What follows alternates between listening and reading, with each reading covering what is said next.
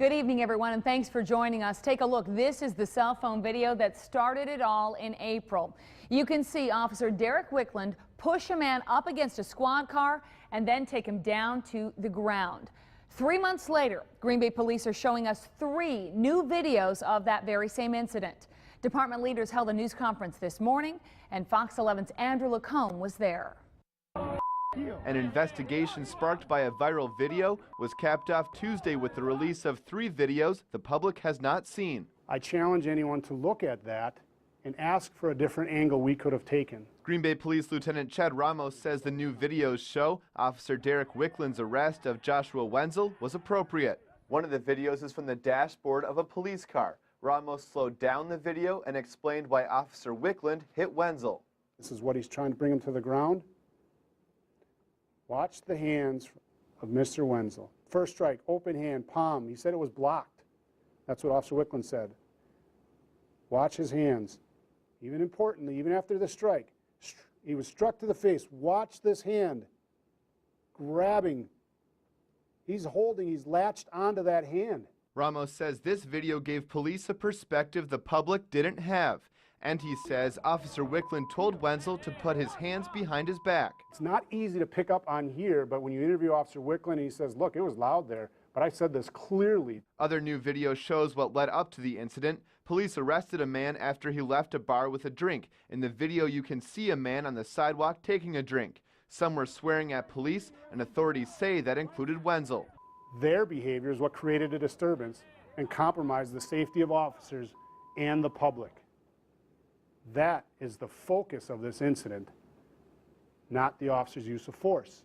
Wenzel was arrested for disorderly conduct and resisting arrest. The case is still open in municipal court.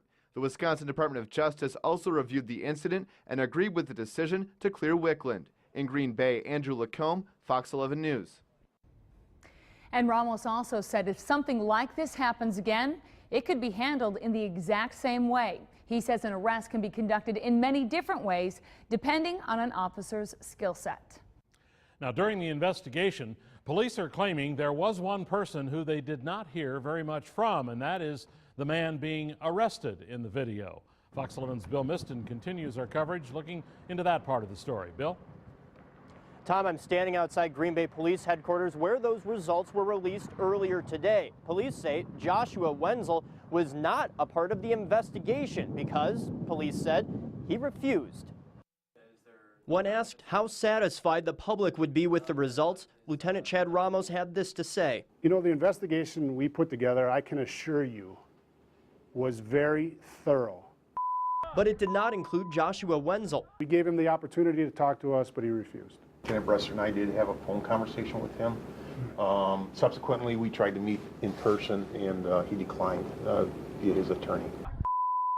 Wenzel lives in the Milwaukee area. Fox 11 reached out to him and did not hear back, but we spoke with his attorney. Is there a reason as to why Mr. Wenzel or you did not cooperate with investigators as a part of their investigation? It was strictly to protect Mr. Wenzel from making any statements that could negatively impact him in defending against these citations as well as any future litigation. Deneen says Wenzel's cases in municipal court will not be impacted by the findings, but says his client is unhappy. Obviously, he's extremely disappointed with the findings, as should, as I would argue, a lot of the citizens from Green Bay. Wenzel did talk to Fox 11 3 days after the incident. He says he didn't step towards Wicklund or touch him and doesn't know Wicklund's reasoning or logic. Within a short period of time, people had their minds made up.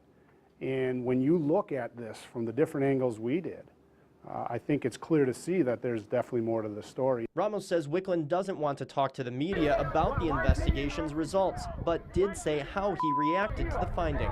He went through a lot in his family, and I'm confident with what we did. I want to see him keep his professional career moving forward, and us as a community moving beyond this, to be honest with you.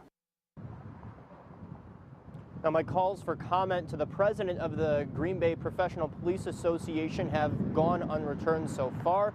Ramos says Wicklund will return to regular patrol duty soon. Reporting live in Green Bay, Bill Miston, Fox 11 News. To learn more about the investigation, we have extensive coverage on our website, fox11online.com. You can read the state's full report. You can also watch the videos released by Green Bay Police today. Be advised there is explicit language in them.